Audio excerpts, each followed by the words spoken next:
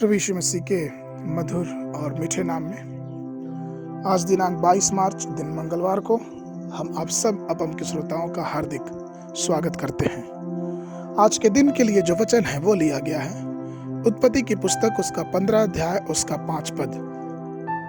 वचन इस प्रकार से कहता है, और उसने उसको बाहर ले जाके कहा, आकाश की ओर दृष्टि करके तारागण को गिन, क्या तू उनको गिन सकता है?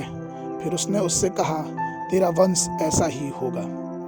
परमेश्वर में मेरे प्रिय लोगों, परमेश्वर के लोगों को हमेशा परमेश्वर की तरफ देखना चाहिए, अर्थात हमारी नजरें स्वर्ग की तरफ होनी चाहिए। स्वर्ग का परमेश्वर जो शाश्वत राज्य करने वाला है, उसकी जो महिमा है वह स्वर्गीय है। उसके नाम की जो महिमा है वह स्वर्ग में और पृथ्वी पर दोनों जगह विराजमान है। हमारा परमेश्वर पिता सिंहासन में विराजमान है और हमारा प्रभु यीशु मसीह उसके दाहिने हाथ विराजमान है। अनंत विरासत और जो कुछ भी इस ब्रह्मांड में है वो सब उसके भंडार से है। लेकिन इस दुनिया में हम लोग कई बार वर्तमान दुनिया की तरफ देखते हुए अपने ध्यान को परमेश्वर की तरफ से हटा देते हैं। एक बार की बात है कि एक बार एक लड़का अपनी छत पे पतंग उड़ा रहा था और छत में कोई भी बाउंड्री नहीं थी, कोई भी दीवार नहीं थी, जबकि उस लड़के की निगाह पूरी रीति से पतंग पर टिकी हुई थी और वो इमारत के छत पे एक तरफ कोने में चलता जा रहा था और उसने देखा नहीं कि छत कब खत्म हो गया, क्योंकि उसका पूरा ध्यान पतंग पर लगा हुआ था और वो नीचे गिर गया।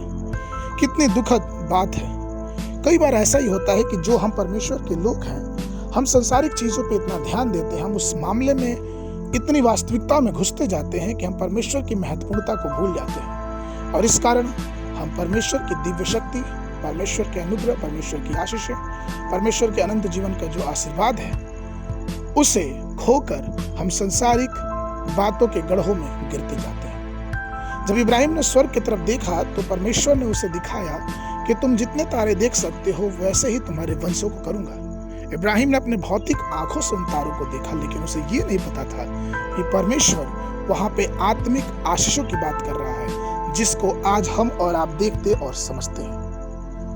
वचन ये कहता है कि हमारे प्रभु यीशु मसीह भोर के तारे के समान जो समय से चमकता है उसके अनुसार है।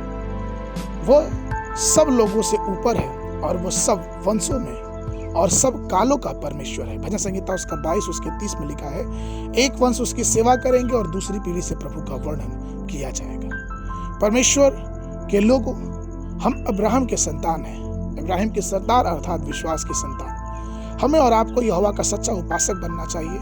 जैसे इब्राहिम अपने उस विश्वास की आंखों से परमेश्वर के आने वाली सब आशीषों को देखा, वैसे ही हमें भी अपनी आंखों को स्वर्ग की तरफ लगा के भजन संहिता 121 पहला और दूसरे अध्याय के समय कहना चाहिए कि मैं अपनी आंखें पर्वतों की ओर लगाऊंगा, मुझे सहायता कहाँ से मिलेगी? मुझे सहायता यहोवा की ओर से मिलती है जो आकाश से पृथ्वी का करता है। इसलिए आइए हम अपनी नजरों को परमेश्वर की तरफ लगाएं, क्योंकि वही है जो हमें सहायता प्रदान करता है, क्योंकि वहीं से हमें छुटकारा मिलता है, क्योंकि वहीं से हमें शांति मिलती है।